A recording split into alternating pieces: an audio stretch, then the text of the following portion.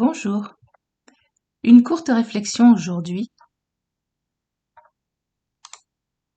La part de Dieu et la part de l'homme.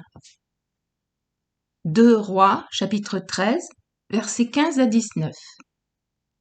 Élisée lui dit, « Prends un arc et des flèches. » Et il prit un arc et des flèches. Puis Élisée dit au roi d'Israël, « Bande l'arc avec ta main. » Et quand il l'eut bandé de sa main, Élisée mit ses mains sur les mains du roi et dit, « Ouvre la fenêtre à l'orient. » Et il l'ouvrit. Élisée dit, « Tire. » Et il tira. Élisée dit, « C'est une flèche de délivrance de la part de l'Éternel, une flèche de délivrance contre les Syriens.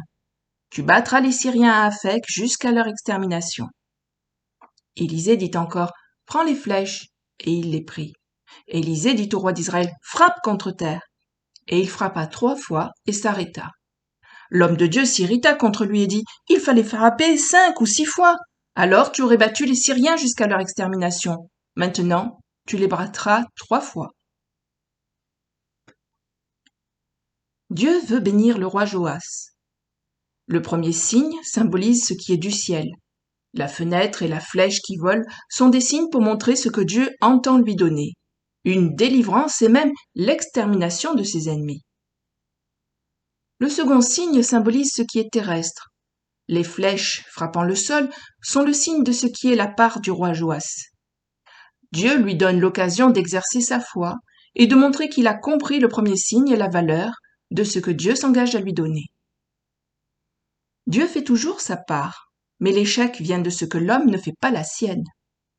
La part de l'homme, Dieu ne la fera jamais. Il ne se substituera jamais à notre libre arbitre.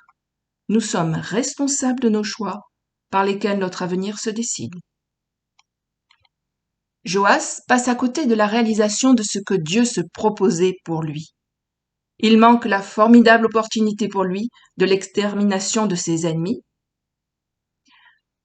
Dieu voulait lui offrir non seulement une belle victoire à Aphek, mais surtout d'être débarrassé de toute guerre avec les Syriens. Joas, bien qu'ayant employé comme une référence de foi la phrase d'Élisée lors de l'enlèvement d'Élie, n'a pas fait preuve de foi. Comme une formule religieuse qui contenait la reconnaissance d'Élisée comme prophète de l'Éternel, il répète la phrase d'Élisée et rappelle ainsi le grand miracle que seul le Dieu d'Israël pouvait accomplir. Mais la formule ne fonctionne pas, car il faut un cœur qui s'attache avec foi à ce que le Dieu des miracles pour pouvoir en bénéficier dans sa vie. Le manque d'entrain de Joas révèle la superficialité de sa foi en Dieu et lui fait perdre beaucoup. De même, notre fainéantise spirituelle, notre manque d'entrain à lire la parole de Dieu, à la méditer chaque jour, à prier et louer Dieu régulièrement, est souvent à l'origine du vice spirituel souvent passable, voire médiocre. Réalisons-nous que Dieu a d'abondantes richesses en réserve pour nous et que nous nous en privons? N'envions pas les gens de foi, les grands prophètes, qui ont tant accompli dans une vie remplie au service de Dieu. Dieu souhaite cela pour chacun de ses enfants, mais notre vie spirituelle ne grandira, ne s'épanouira qu'à la mesure de ce que nous remplirons notre part. Notre vie spirituelle ne dépend que de notre investissement dans ce domaine. Dieu a fait sa part. À nous, à présent. Je voudrais t'encourager aujourd'hui par ces paroles de Jérémie 29, versets 11 à 14. « Car je connais les projets que j'ai formés sur vous, dit l'Éternel, projets de paix et non de malheur, afin de vous donner un avenir et de l'espérance. Vous m'invoquerez et vous partirez, vous me prierez et je vous exaucerai. Vous me cherchez et vous me trouverez si vous me cherchez de tout votre cœur. Je me laisserai trouver par vous, dit l'Éternel. » Dieu est plus proche que tu ne le crois. Il t'a donné la faculté de voir. Tu as appris à lire. Tu possèdes une Bible ou tu peux t'en procurer une facilement. Ne laisse plus rien faire obstacle à ta progression spirituelle. N'en sois pas toi-même l'auteur. Ne sois pas le frein de ta propre progression. C'est pas facile, la Bible est un gros livre.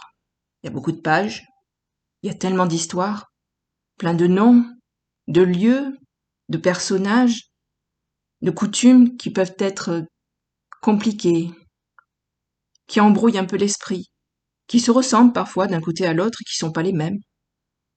C'est difficile. Mais parce que c'est difficile, ça ne veut pas dire que c'est impossible.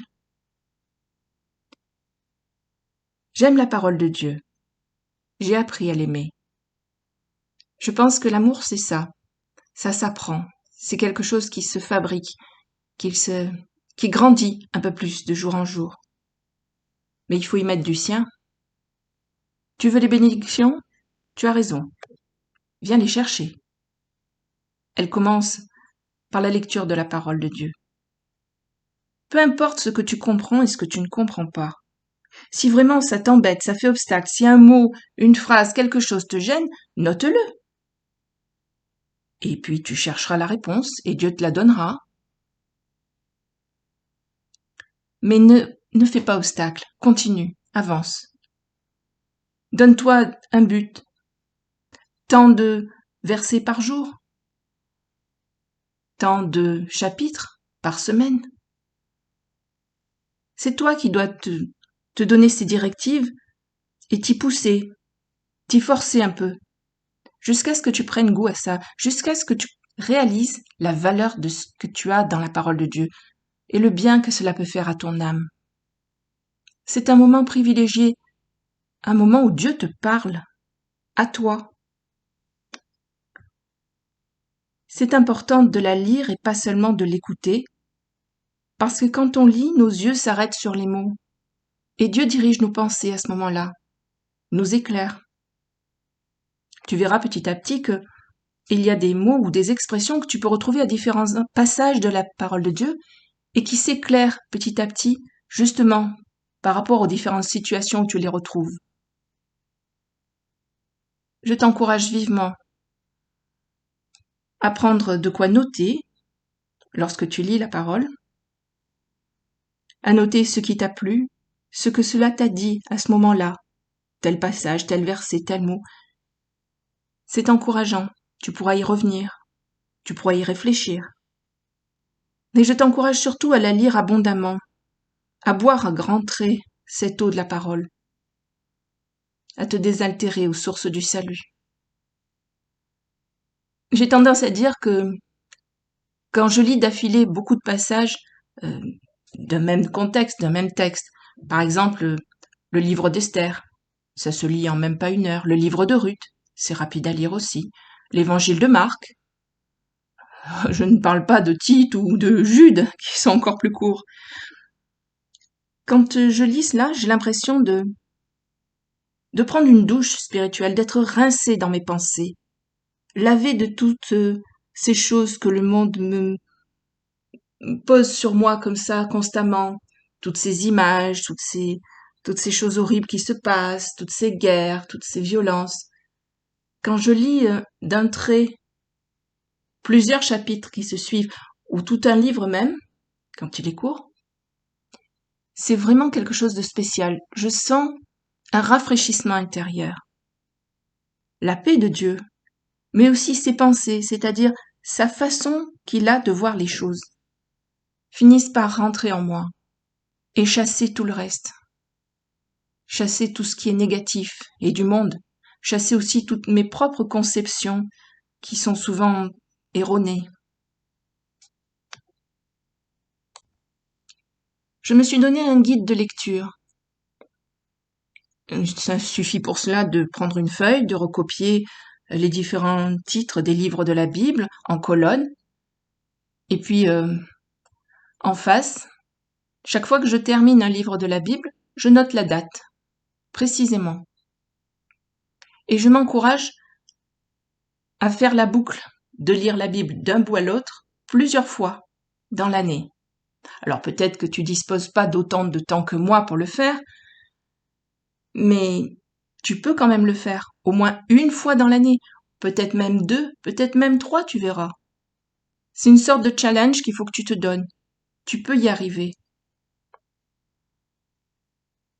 Souvent, on me dit oui, mais alors, tu médites pas sur la parole de Dieu, tu n'approfondis pas. Ça n'a rien à voir.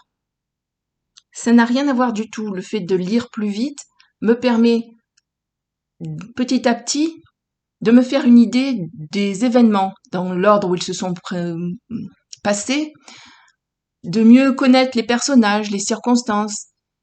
Et du coup, quand je relis la fois d'après, je peux descendre justement plus rapidement dans la profondeur du texte, parce que je ne suis plus gênée par le contexte, je ne suis plus arrêtée par des noms que j'arrive pas à prononcer, des circonstances que je découvre.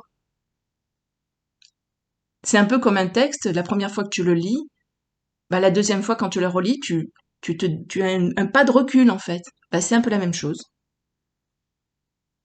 Donc je t'encourage à lire comme ça, en fleuve, on va dire. Et puis tu verras que la méditation, tu la feras quand même. Elle arrivera. Il y aura des temps où tu devras te poser, tu sentiras que c'est un moment où tu prends ton temps, mais tous les jours, je te conseille vraiment, lis la parole, abondamment. Voilà, j'espère que tu suivras mon conseil. À bientôt. Merci. Au revoir.